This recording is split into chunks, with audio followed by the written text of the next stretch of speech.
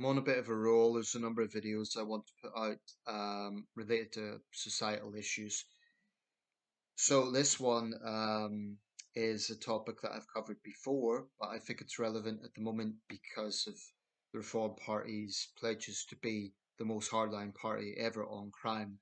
I made a video specifically about that, but um, I want to look into the aspect of populism around the subject because very often the liberal left dismiss populism on crime as punitive. I strongly disagree with that argument. I call myself a centrist because some of my positions are to the left, some are to the right. So centrist is sort of the medium position. But I don't deny that on the issue of crime, I am pretty conservative.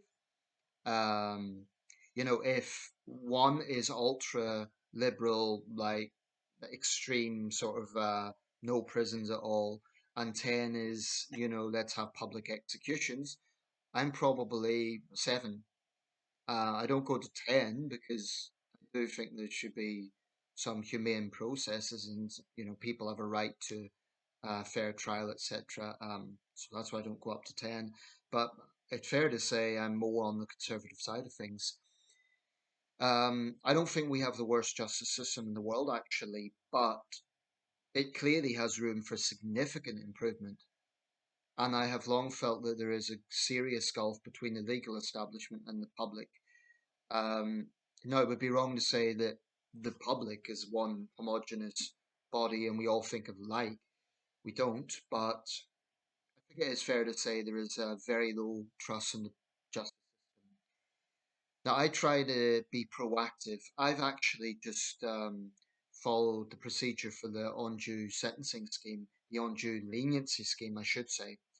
If you're not familiar with this, it's a way that you can write to the Attorney General of England and Wales and ask them to review a case that's deemed to be unduly lenient, when the sentencing has deemed to be unduly lenient. I've done this for a case in London, Slough to be precise, where three guys were in a vehicle that then crashed into another vehicle, causing a porch of a house to collapse and seriously injuring a woman, causing her lifetime injuries. One of the people in the vehicle, Abdul Kayani, he was called, then got out of the vehicle and threatened people inside the house. These three thugs had previous offences: dangerous driving, possession of cannabis, possession of a bladed weapon. I think it is a good example of case where there is undue leniency, I should say. So what did they get? Well, the main protagonist got 4 years and 8 months, and he was banned for driving for the same length of time. Bear in mind, the victim had life-changing injuries. The other two, in a previous hearing at Reading Crown Court, they got a few months in prison. A few months. This was dangerous driving, possession of a bladed weapon. The report wasn't really clear what they got in this particular case, but I referred this through the undue leniency scheme because I think that those previous offences should have been factored in as part of an aggravating part of the case, and apparently it wasn't. Now, I am skeptical that anything will change, but I actually read literally another case involving dangerous driving, also in the London area, where a bus driver who was high on cannabis killed a young girl. And he initially got 4 years, that was increased to 6.5 years. So, very occasionally it does change, but the very fact that an undue leniency scheme exists shows that the legal establishment is out of touch. It shows that there is a need for that. Um, it's better than nothing, but it shows why it's there. That clearly there was a public demand for that to be there. Now, what Nigel Farage and the Reform Party are proposing is to be the most hardline party ever on crime. Um, we'll see what happens. We'll see what the political makeup is in the next general election. I don't think Reform's going to win the next general election, but I think they'll make big inroads.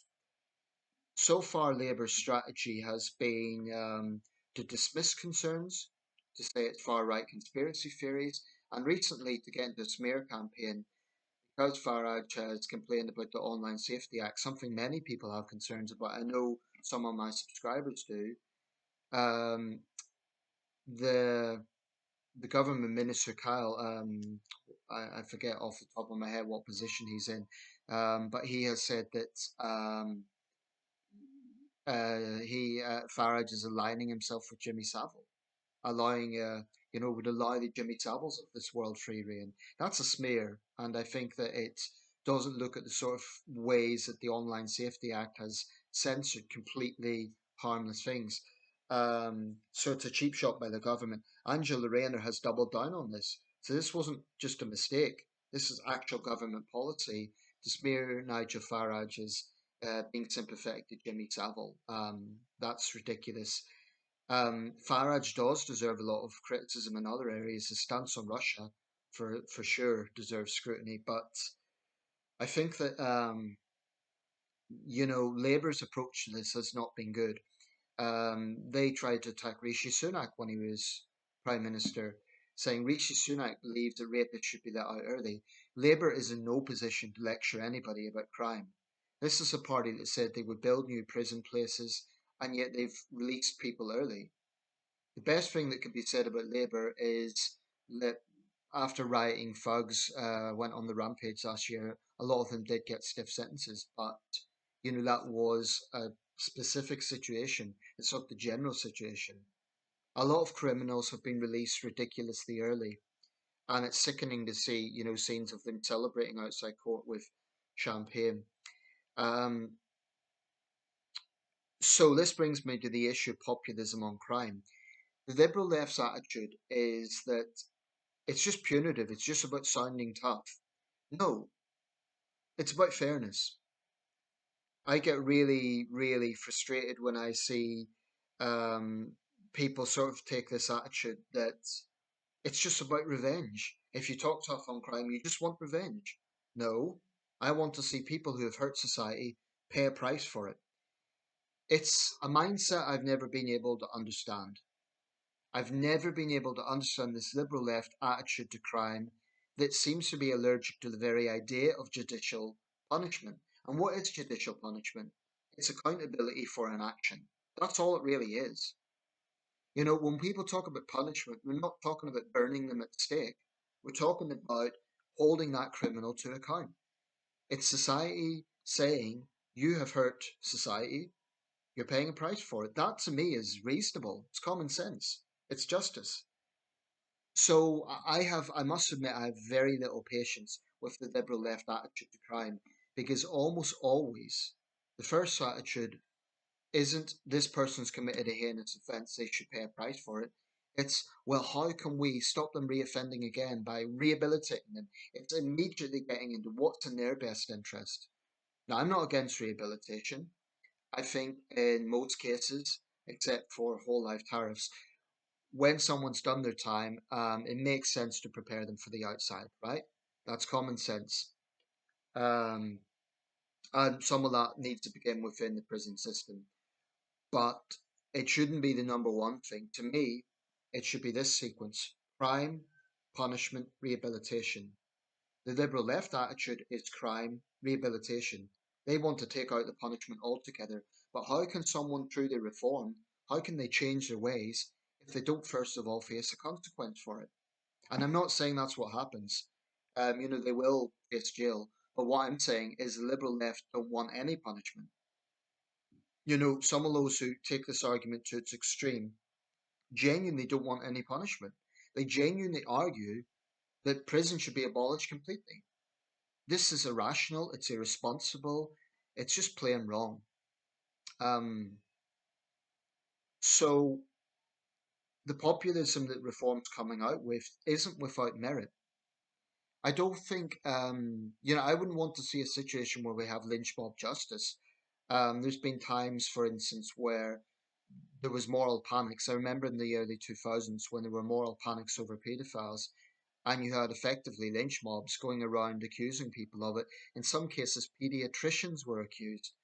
I remember when the Soham case was going on, there were women who had a passing resemblance to Maxine Carr were targeted, things like that.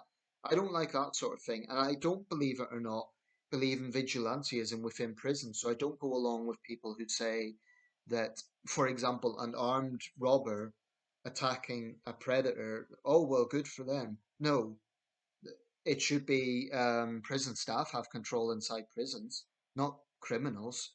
So I don't, I don't feel triumphalist if one criminal violently attacks another inside the system. That isn't a good sign. Some people might share that and might think, oh, good, they've got what they deserve.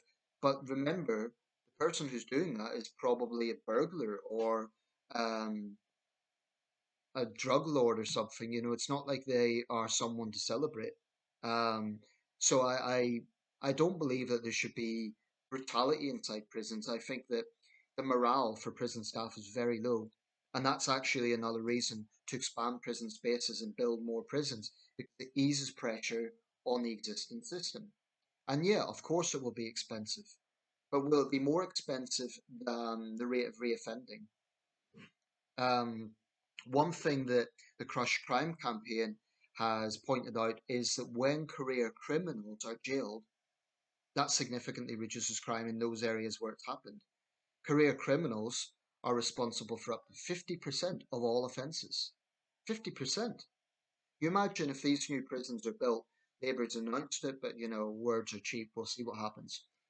If those are filled with career criminals, instead of people um, saying provocative things online, if those prisons are filled with career criminals, I think we will see a significant reduction in crime.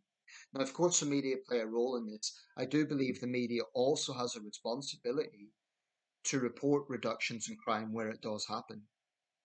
I do think the media is partly culpable for producing the fear of crime in the sense that they will jump on top of harrowing cases. My view is yes, those things should be reported, but in all honesty, if you have a story of an elderly lady who's been mugged, that's going to make more headlines than London Borough of wherever sees a reduction in this particular crime.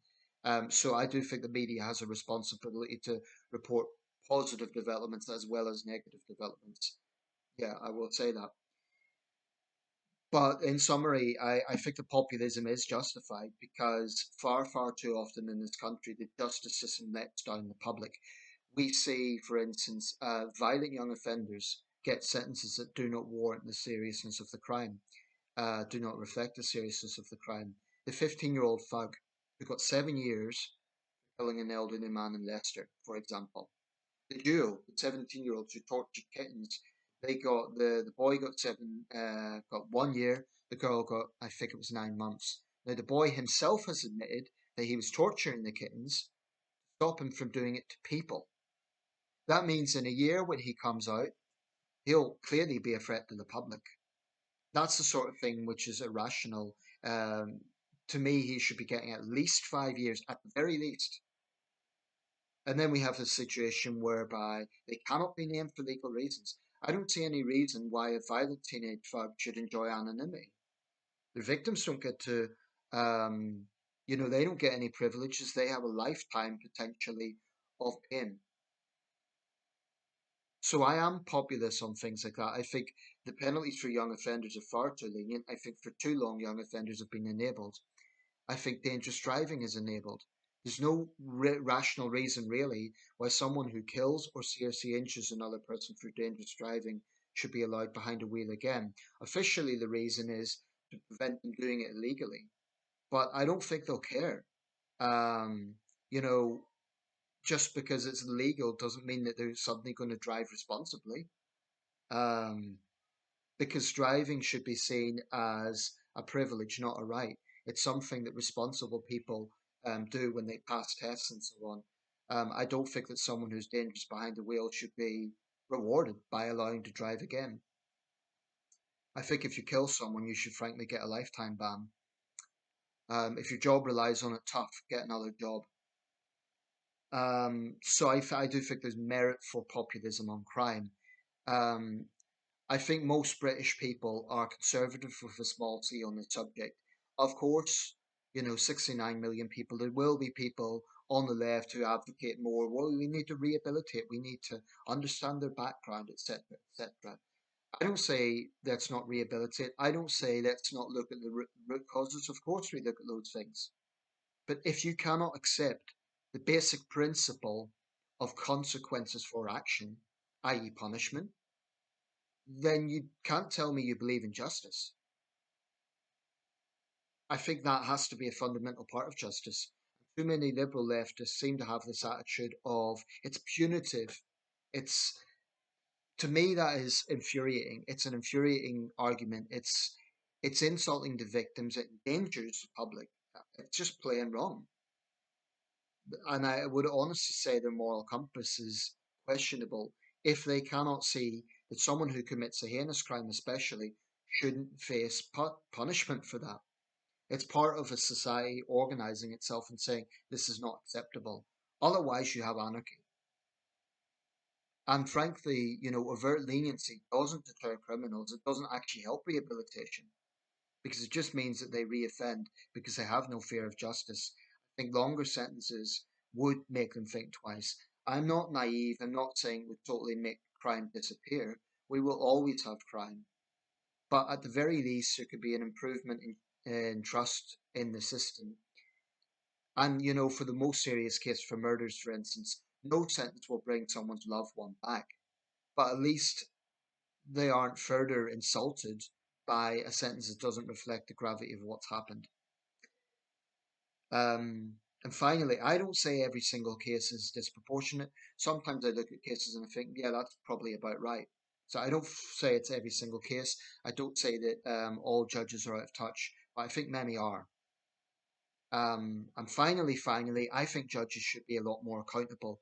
If you have a problem with an MP, you can vote them out of office, you can write to their office, you can petition against them. The public, frankly, have very, very little empowerment when it comes to holding judges to account. You can write to a court, kind of a generic address for that, but individual judges are basically unaccountable to the public. I think that's wrong. I think they're in a position of power. If they're routinely lenient, they need to be held to account and frankly have the job on the line. Maybe it will force them, those particular judges, to get into the real world and improve, pass sentences that are actually more meaningful to the gravity of the offence, particularly with career criminals. As for reform, they need to lay out how they will do these things. It's all very well talking tough, but Farage needs to explain, for example, how he will get much tougher sentences passed in reality when, institutionally lenient judges might not actually impose that.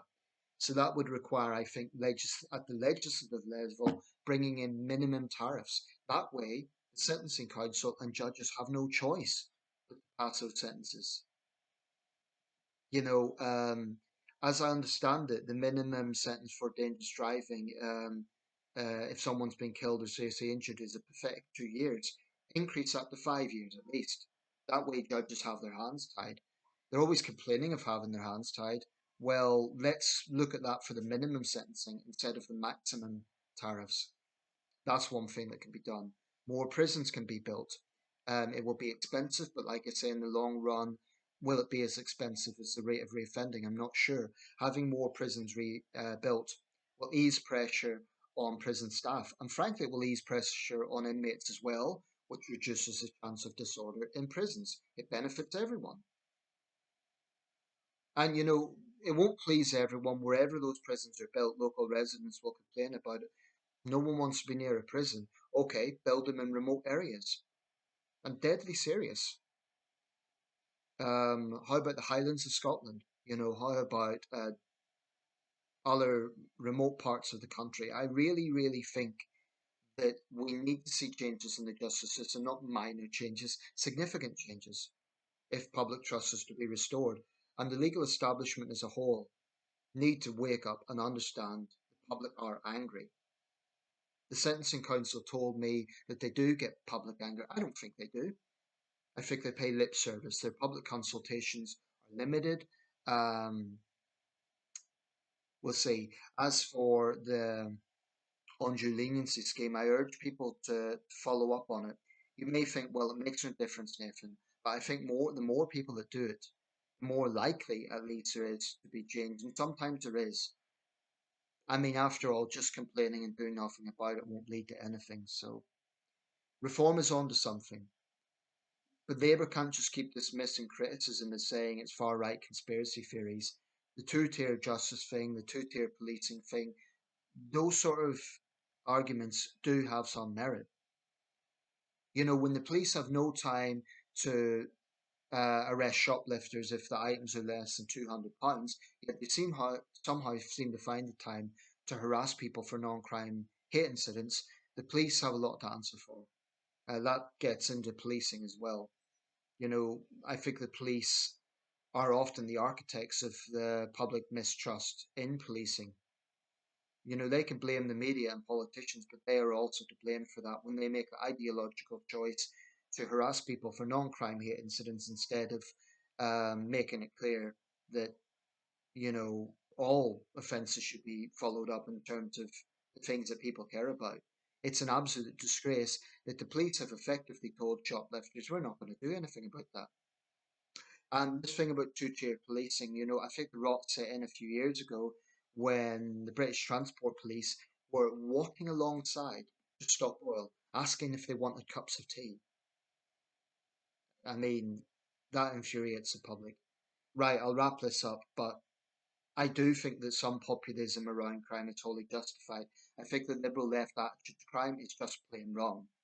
You know, if your first attitude to crime is let's rehabilitate them instead of accepting that when someone hurts society, they should pay a price. If you can't accept that, you do not believe in justice. You just don't.